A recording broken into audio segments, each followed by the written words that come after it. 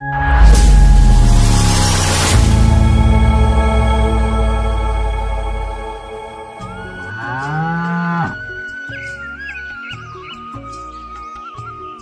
समय पहले मोहन नगर गांव में धीरज अपने बूढ़े पिता के साथ एक छोटी सी झोपड़ी में रहता था। धीरज की मां का कोई बीमारी के कारण कुछ सालों पहले देहांत हो गया था। तब से धीरज अपने पिता के साथ अकेले ही रहता है। धीरज बहुत ही आलसी लड़का था। वह दिन भर बस अपने कमरे में सोया रहता था और कोई काम नहीं करता था। घर का सारा खर्चा उसके पिताजी ही उठाते थे। वह दिन भर दूसरे के खेतों में काम करते थे, लेकिन अब वह भी बूढ़े हो चुके थे। अब वो ज्यादा काम नहीं कर पाते थे। एक दिन धीरज के पिताजी काम करके घर वापस लौटते हैं तो देखते हैं कि धीरज अभी तक सो रहा है।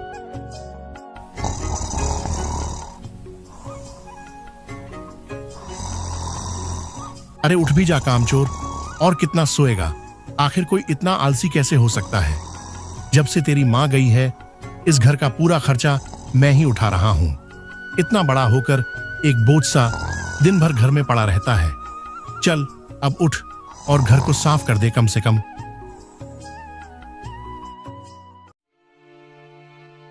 अरे पिताजी, आप तो मुझे सुबह सुबह आराम भी नहीं करने देते।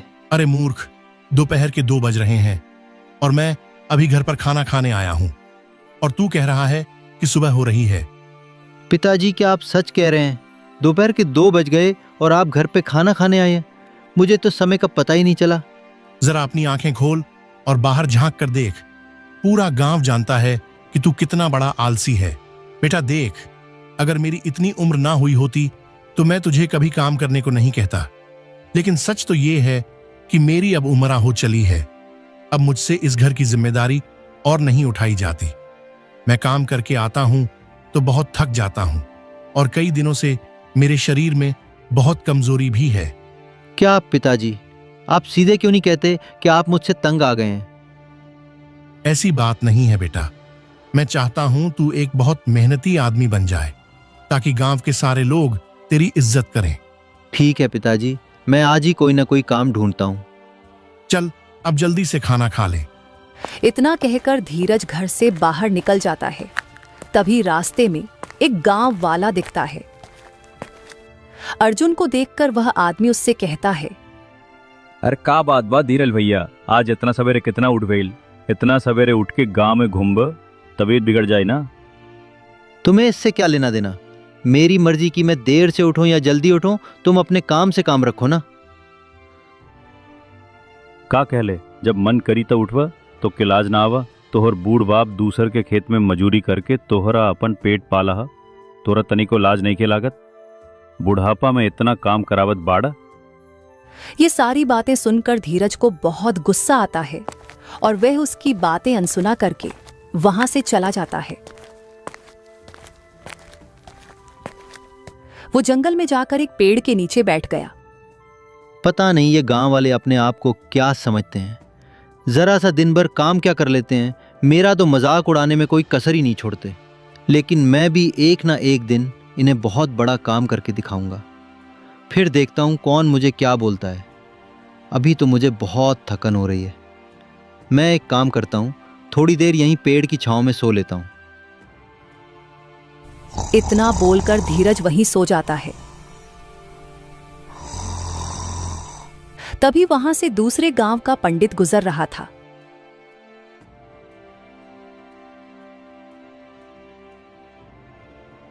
क्या मूर्ख इंसान है? काम करने के बजाय यहां आराम से सो रहा है। तुझे कोई काम नहीं है क्या?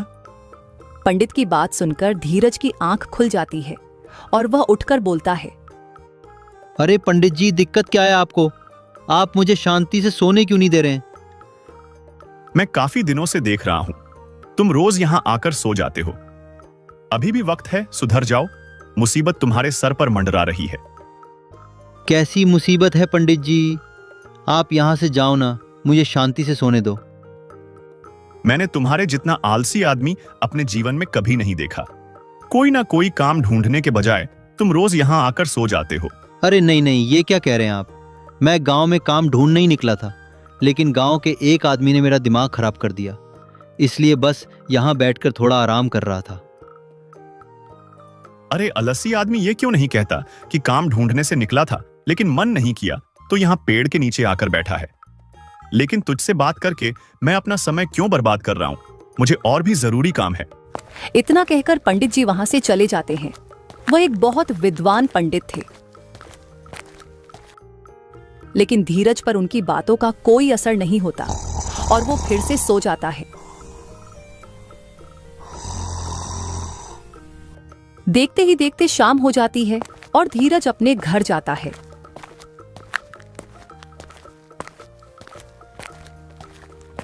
आज भी तुझे कोई काम नहीं मिला ना?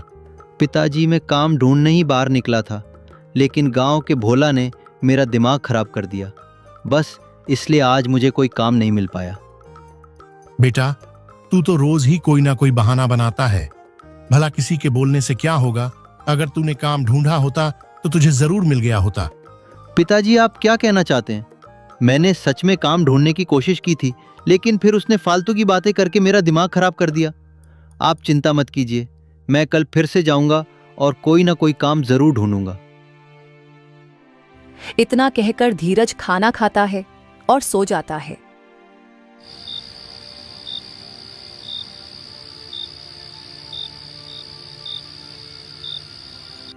अगले दिन सुबह खाना खाकर धीरज काम की तलाश में निकल जाता है और हमेशा की तरह जंगल में जाकर उसके पेड़ के नीचे सो गया। उसके पिता ने समझा समझाकर थक चुके थे। अब धीरे धीरे उनकी तबीयत भी खराब होने लगी थी। एक दिन धीरज ने उठकर देखा तो उसके पिता अभी तक सो रहे थे।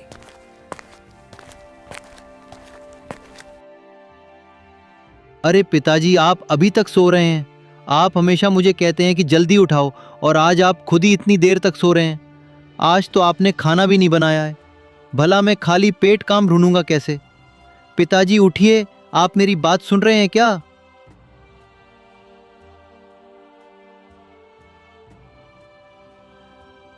अरे धीरज बेटा, आज मेरी तबीयत थोड़ी ज्यादा खराब है। तुम एक काम करो, बाहर में कुछ खा पी लेना, क्योंकि बेटा मेरे अंदर तो इतनी ताकत नहीं बची कि मैं आज खाना बना सकूं। पिताजी, आप ऐसा क्यों बोल रहे हैं? आपकी तबीयत ज्यादा खराब है क्या? इतना कहकर धीरज ने अपने पिता के सर पर हाथ फेरा तो पाया कि उनका शरीर बुखार से तप रहा था। पिताजी, आपको बहुत ज्यादा बुखार है। आपका पूरा शरीर जैसे तप रहा हो। नहीं बेटा, बस मुझे हल्का सा बुखार है। 1-2 दिन में ठीक हो जाऊंगा। तू मेरी चिंता मत कर। नहीं पिताजी, आपको ज्यादा बुखार है। आप मेरे साथ अभी डॉक्टर के पास चलिए। धीरज तुरंत अपने पिता को गांव के ही एक डॉक्टर के पास लेकर जाता है। डॉक्टर रामदीन का अच्छे से जांच करके धीरज से कहता है, धीरज, तुम्हारे पिताजी की तबीयत बहुत ज्यादा खराब है। उनके किडनी में इन्फेक्शन है, इसलिए उनकी हालत ज्यादा गंभीर है। जल्द से जल्द उनका ऑपरेशन करना होगा, तभी तुम्हारे पिता ठीक हो पाएंगे। लेकिन डॉक्टर साहब, ऑपरेशन में तो बहुत पैसे लगते हैं ना? हाँ, उसके लिए तुम्हें 60,000 रुपए जमा करने होंगे अस्पताल में। ठीक है डॉक्टर साहब, आप मुझे कुछ दिनों का वक्त दीजिए, मैं पूरे पैसे जमा कर दूंगा। ठीक है धीरज, मैं तुम्हें तब तक कुछ दवाइयां दे देता हूँ। वह अपने पिताजी को खिला देना, उन्हें कुछ राहत रहेगी। धीरज रामदीन को लेकर घर वापस आ जाता है, लेकिन अब उसे अपने आलसपन पर बहुत गुस्सा आ रहा था। धीरज आलसी जरूर था, लेकिन वह अपने पिताजी से बहुत प्यार करता था। मां के चले जाने के बाद उसके पिताजी ही उसका सहारा थे। अब वह अपने पिताजी को भी नहीं खोना चाहता था। आज रात का खाना धीरज ने ही बनाया। जो धीरज हर रोज बिना किसी चीज की परवाह किए बिना सोए रहता था, आज उसकी आंखों में नींद नहीं थी। उसे उसके पिताजी की चिंता खाई जा रही थी।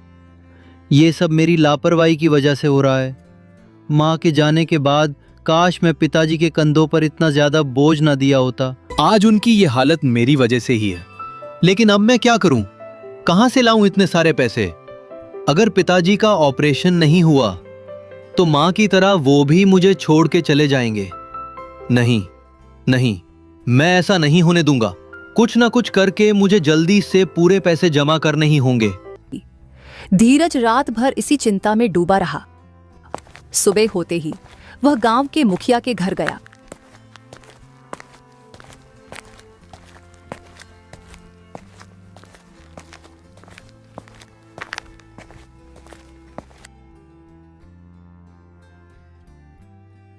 क्या बात है धीरज, तू आज इतनी सुबह सुबह यहां कैसे? इतनी सुबह तेरी नींद कैसे खुल गई? मुखिया जी, मुझे आपकी मदद की जरूरत है। मेरे पिताजी की तबीयत बहुत खराब है, इसलिए मुझे कुछ पैसों की जरूरत है। अच्छा अच्छा, तो तू यहां सुबह सुबह मुझे पैसे मांगने आया है? मुखिया जी, डॉक्टर ने कहा है कि अगर ऑपरेशन नहीं हुआ तो उनकी जान को भी खतरा है। आप मुझे कुछ पैसे उधार दे दीजिए, मैं दिन रात काम करके आपके सारे पैसे चुका दूंगा। मेहनत और वह भी तू? जा जा, किसको पागल बना रहा है? ये तो एक ना एक दिन होना ही था। बेचारा राम दिन तुझ जैसे भैंस को इतने दिन से पल रहा था, घर में बैठकर खिला रहा था। बुढ़ापे में इतना काम करेगा तो बीमारी तो होगी ही ना। मुखिया ने धीरज को पैसे देने से साफ मना कर दिया। तब धीरज गांव के एक सेठ के पास जाता है। वह सेठ गांव का सबसे अमीर आदमी था। उसके पास बहुत सारी जमीन थी। गांव का हर व्यक्ति धीरज की आदतों से परिचित था। धीरज को देखते ही सेठ मोहनलाल बोला, अरे वह भाई धीरज, आज तू इतनी जल्दी यहाँ कैसे? सेठ जी, मुझे आपकी मदद की जरूरत है। मेरे पिताजी की तबीयत बहुत खराब है, इसलिए मुझे कुछ पैसों की जरूरत है। सेठ जी, डॉक्टर ने कहा है कि अगर ऑपरेशन नहीं हुआ तो उनकी जान को भी खतरा है। आप मुझे कुछ पैसे उधार दे दीजिए, मैं दिन रात काम करके आपके सारे पैसे चुका दूंगा। कृपया मेरी मदद कर दीजिए। इसके बदले चाहे आप अपने खेतों में मुझे जितने साल भी काम करवा लेना, मैं करने को तैयार हूं। अरे तुझे सुबह सुबह पागल बनाने को नहीं मिला था क्या? तुम्हें यह पूरा गांव जानता है। रोज अपने पिताजी से बोलकर निकलता है कि काम ढूंढने जा रहा हूं और दिन भर जंगल में सोया रहता है। तू खाकर अपनी थाली तो धो नहीं सकता, खेतों में क्या खाक काम करेगा? सेठ की बातें सुनकर धीरज को अपनी आदतों पर बहुत पछतावा होता है और वह निराश मन से वहां से चला जाता है।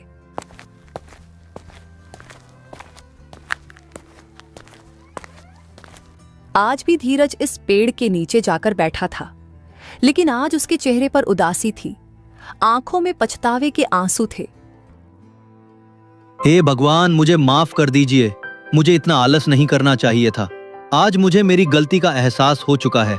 मेरे आलसपन की वजह से आज मुझे गांव में कोई भी काम देने को तैयार नहीं है और पिताजी की तबीयत इतनी ज्यादा खराब है। लेकिन अब मैं क्या करूं? हे भगवान, मेरी मदद कीजिए। पिताजी सही कहते थे, अपनी इसी आलसपन की वजह से मैं बहुत बड़ी मुसीबत में फंस जाऊंगा। मुझे कोई रास्ता तो दिखाइए भगवान। तभी वह पंडित उस दिन फिर से उसी रास्ते से जा रहा था जिसने उसे दिन धीरज को फटकार लगाई थी।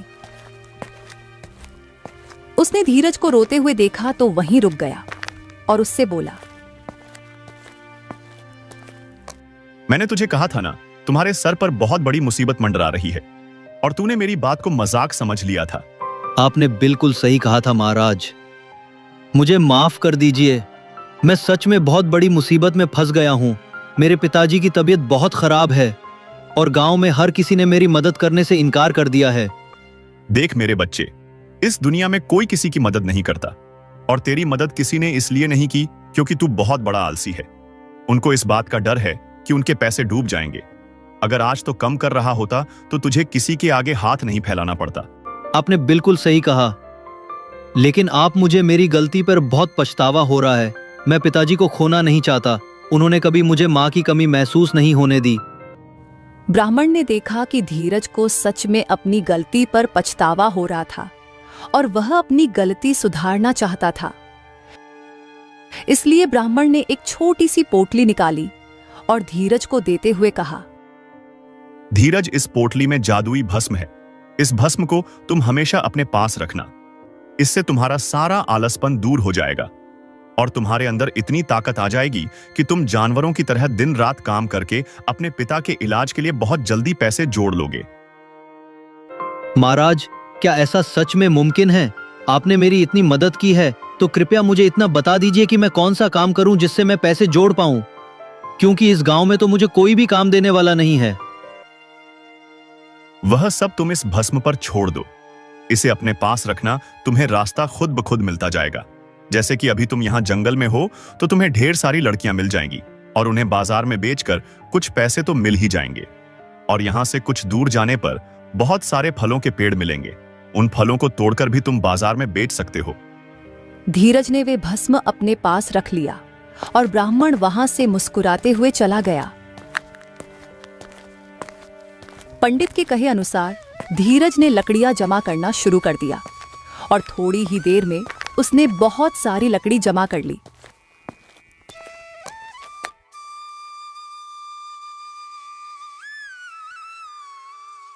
अरे वाह, मैंने तो कितनी सारी लकड़ियां जमा कर ली है। सच में ये भस्म तो जादुई है। इससे तो मेरे पूरे शरीर में फुर्ती आ गई है। इतना कहकर धीरज सारी लकड़ियां लेकर गांव में गया और उसकी सारी लकड़ियां बिक गई। शाम को धीरज घर आया और उसने पैसे जोड़े तो पाया कि आज लकड़ियां और फलों को बेचकर उसे पूरे 5,000 रुपये मिल चुके थे।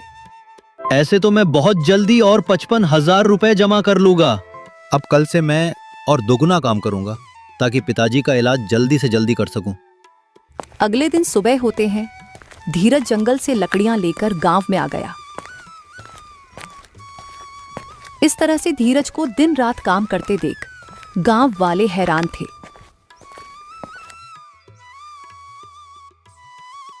अरे भैया गोपाल, ये आजकल धीरजवा के का हो गइल बा? वो तो दिन रात बस कामे में लगल रहेला। सबेरे से संजाले खेत में गड़ल रहेला और रात में थाक के चुपचाप सूत जाला। हम तो कहता नहीं ई कुछ बात बा जेकरा से ये ऐसन हो गइल बा। का जाने प्रेम में फंस गल बा कि भी आके टेंशन बा। अरे ना भैया, ये सब तो बस दिखावा हा। कुछ दिन पहले हम बात कही नहीं तो हम परे बौखला गए रहले। दिन रात जानवरों की तरह काम करके 1-2 हफ्ते में ही धीरज ने 50,000 रुपये जमा कर लिए थे।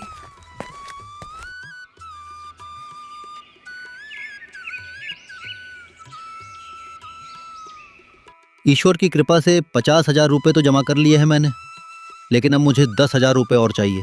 मुझे जल्द से जल्द ये पैसे भी जमा करने होंगे। मेरे पास ज़्यादा समय नहीं है। पिताजी की तबीयत भी और भी खराब होती जा रही है। धीरज ने राम दिन के पास जाकर देखा तो उसकी हालत पहले से ज्यादा खराब थी।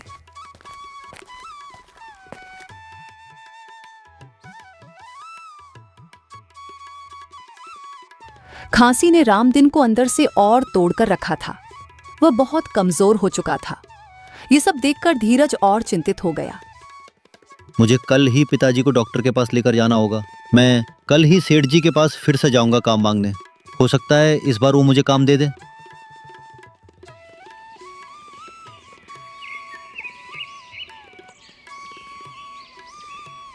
अगले दिन फिर से धीरज सेठ के पास जाता है। सेठ जी, उस दिन तो आपने मुझे आलसी कहकर भगा दिया था, लेकिन मैंने पूरी मेहनत करके 50,000 रुपये जमा कर लिए हैं। अब सिर्फ 10,000 रुपये घाट रहे हैं मालिक। कृपया मेरे पिताजी के जान के खातिर मुझे काम दे दीजिए। उनकी तबीयत बिगड़ी जा रही है। मैं दिन रात काम करूंगा मालिक। कृपया मुझे कम पर रख लीजिए। अच्छा ठीक है धीरज, मैं तुम्हें पैसे तो दे दूंगा, लेकिन उसके लिए मेरी एक शर्त है। तुम्हें मेरे खेतों को जोतना पड़ेगा। जितने बीघा खेत तुम जोतोगे उतने 1,000 रुपए में तुम्हें दूंगा। मंजूर है तो बोलो। ठीक है मालिक, तो मैं अभी से ही काम शुरू कर देता हूं। आपका बहुत बहुत धन्यवाद मालिक। दिल में अपने पिताजी को बचाने की उम्मीद लिए हुए धीरज खेतों में हल चलाना शुरू कर देता है। दिन भर बिना आराम किया वह खेतों में काम करता रहा। उसकी मेहनत का पसीना यह गवाही दे रहा था कि उसके दिल में पछतावे की आग जल रही है। दिल में अपने पिताजी की जान बचाने की आस लिए हुए वह काम करता रहा। सुबह से शाम हो गई, लेकिन धीरज अभी भी काम कर रहा था।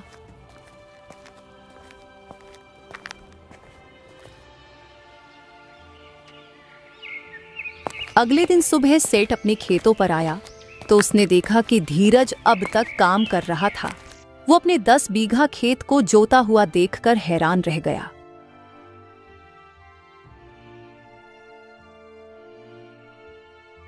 अरे वह लड़के, तू इतनी मेहनत करेगा मैंने सोचा भी नहीं था। तूने कल से बिना आराम किए मेरे 10 बीघा खेत को जोत दिया। मैं तुम्हारे काम से बहुत खुश हूं। आज मैं तुम्हें 15,000 रुपये दूंगा। आज ही तुम अपने पिताजी का इलाज करवा लो।